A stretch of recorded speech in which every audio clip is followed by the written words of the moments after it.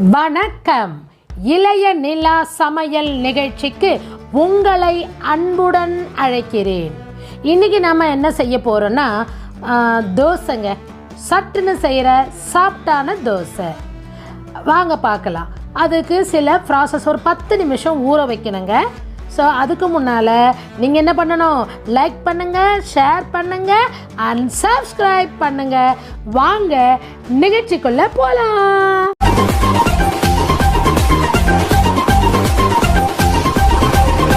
முதல்ல ஒரு பெரிய ஜார், மிக்ஸி ஜார் எடுத்து வச்சுக்கிட்டு அதில் நம்ம போட வேண்டிய திங்ஸ் எல்லாம் இப்போ போடலாம், பொருட்கள்லாம் போடலாம். ஒரு டம்ளர், இந்த டம்ளருங்க, இந்த அளவு நீங்கள் மெஷர்மெண்ட்டு உங்கள் வீட்டில் என்ன கப்பு இருக்கோ அதே ஒன்றுத்தில் எதில் அளக்குறீங்களோ மற்ற எல்லா பொருளையும் அதிலே அளந்துக்குங்க. அந்த டம்ளரில் 4 டம்ளர் ரவை போட்டிருக்குங்க. எங்கள் ஃபேமிலிக்கு 4 டம்ளர் ரவை சரியாக இருக்குங்க. சரிங்களா? அதனால் நான் 4 டம்ளர் ரவை போட்டிருக்கேன். ஒரு டம்ளர் ரவைக்கு 1 ஸ்பூன் அரிசி மாவு அப்படிங்கிற விதம் 4 ஸ்பூன் அரிசி மாவை நான் போட்டிருக்கேங்க. அதுக்கடுத்து தயிருங்க. 1 டம்ளர் ரவைக்கு 1/4 டம்ளர் தயிர். நான் 4 டம்ளர் ரவை எடுத்ததுனால 1 டம்ளர் கெட்டி தயிர், புளிக்காத திட்டமான தயிராக இருக்கணும். ரொம்பவும் புளிச்சிடக்கூடாது, புளிக்காமையே இருக்கக்கூடாது, மீடியமாக இருக்கணும் கெட்டி தயிர். அது 1 டம்ளர் எடுத்து ஊற்றிக்கணுங்க. அதே மாதிரி 1 டம்ளர் ரவைக்கு உப்பு திட்டமாக உங்கள் டேஸ்ட்டுக்கு ஏற்ற மாதிரி உப்பு போட்டுக்குங்க. அதுக்கப்புறம் 1 டம்ளர் ரவைக்கு 1/2 டம்ளர் தண்ணி வீதங்க.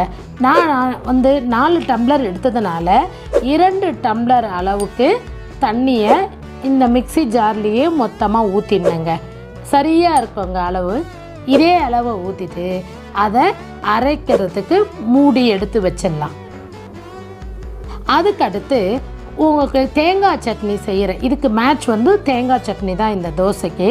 அதுக்கு தேவையான பொருட்கள்லாம் எடுத்து வச்சுருக்கேன். தேங்காய் 1 முடி, காரம் உங்களுக்கு தேவையான அளவு, இஞ்சி 1 துண்டு, பூண்டு நல்லா 2 பல்லு பூண்டை நச்சு வச்சுருக்கேன், கருவேப்பிலை தாளிக்கிறதுக்கு எடுத்து வச்சுருக்கேங்க. இந்த 1 மூடி தேங்காவுக்கு நம்ம ஹோட்டல் சட்னி மாதிரி செம்ம டேஸ்ட்டாக வரணுன்னா 3 ஸ்பூன் போதுங்க. 3 ஸ்பூன் பொட்டுக்கடலை எடுத்து வச்சு அரைச்சி பாருங்களேன், சட்னி செம்ம டேஸ்ட்டாக இருக்குங்க. இது ஒரு சின்ன டிப்ஸும் கூடங்க. சரிங்க, இப்போ இதையும் ஒரு மிக்ஸி ஜாரில் நம்ம அரைக்கிறதுக்கு எடுத்து வச்சிடலாம். ஆல்ரெடி நம்ம ரவையை அரைக்கிறதுக்கு ஒரு பெரிய ஜாரில் எடுத்து வச்சுருக்கோம். இப்போ அடுத்து இதுக்கு தேங்காய் சட்னிக்கு தேவையான அளவுக்கு தண்ணியை ஊற்றி அழகாக மூடிட்டு வாங்க 2த்தையும் அரைச்சிட்டு உங்களுக்கு காட்டுறேன். இதோ அரைச்சிட்டு வந்துட்டேங்க. இப்போ பார்க்கலாமா? ஒரு பாத்திரத்தில் நம்ம முதல்ல ரவையை அரைச்சோம் இல்லைங்களா, அந்த மாவு பேட்டர்ன் இருக்குது பாருங்கள், அதை எடுத்து ஒரு பாத்திரத்தில் மாற்றிக்கலாங்க.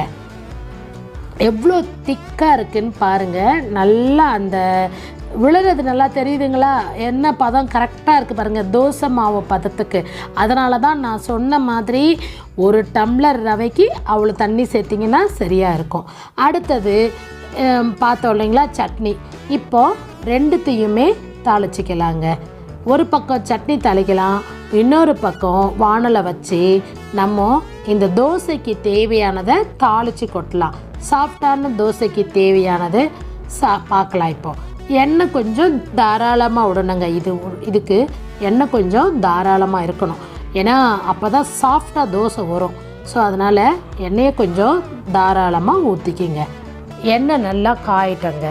எண்ணெய் நல்லா காஞ்ச பிறகு இந்த பக்கம் அதுக்குள்ளே சட்னிக்கு தாளிச்சிக்கலாம். கடுகு, உளுத்தம்பருப்பு, கருவேப்பிலை, கொஞ்சம் பெருங்காயத்தூள் போட்டு தாளிச்சிங்கன்னா இந்த தேங்காய் சட்னி ஜீரணம் ஆகாத பிரச்சனை உள்ளவங்கெல்லாம் கூட நல்லா சரிமானம் வருங்க. இதுவும் ஒரு சின்ன டிப்ஸுங்க. வாசனைக்கு வாசனையாகவும் இருக்கும், சரிமான தன்மையும் கொடுக்குங்க. தேங்காய் சட்னி தாளிக்கும் போது கொஞ்சமாக நீங்கள் பெருங்காயத்தூளை சேர்த்து பாருங்கள், டேஸ்ட்டு நல்லாயிருக்கும்.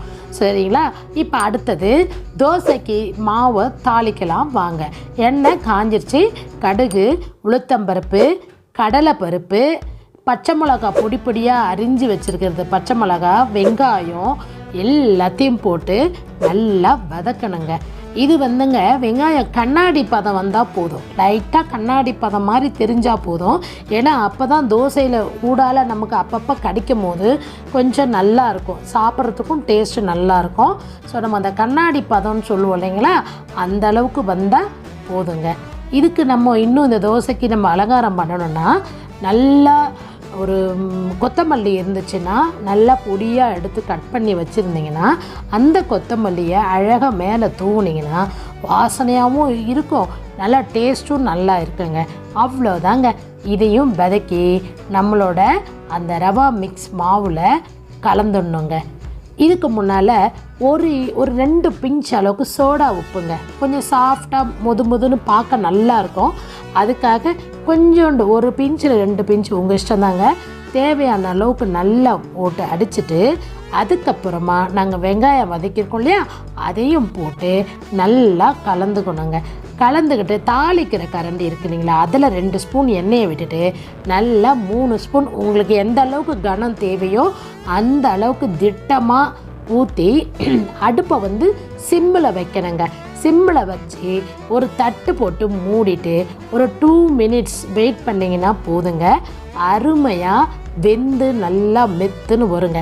தீ அதிகமாக வச்சிட்டிங்கன்னா மேலே காஞ்சிடும், உள்ளே வேகாமல் இருக்கும். பாருங்கள் என்ன அழகாக வந்திருக்கு பாருங்கள், புசு புசுன்னு பன் தோசை சூப்பராக இருக்குங்க.